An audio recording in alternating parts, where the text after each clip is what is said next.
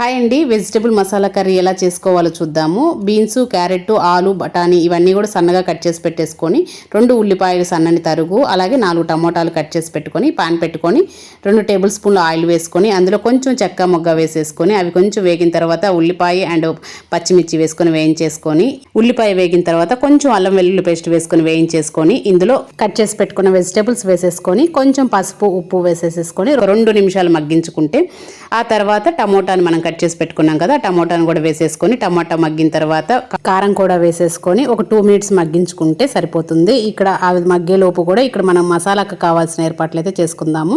Jar తీసుకొని అందులో 2 లవంగాలు, చిన్న పట్ట ముక్క, ఒక పచ్చి కొబ్బరి ముక్కలు గుప్పెడు, గసగసాలు అండ్ ధనియాలు, 1 టేబుల్ స్పూన్ చొప్పున తీసుకొని వాటర్ వేసుకుంటూ మెత్తని పేస్ట్ లా చేసేసుకొని ఈ కర్రీలో పోసేసుకోవాలి. ఇందుకు తగినన్ని వాటర్ కూడా పోసుకొని 15 నిమిషాలు ఉడికించుకొని కొత్తిమీర జల్లుకొని ఆపేసుకోవడమేను. రైస్లోకి చపాతీలోకి చాలా బాగుంటుంది.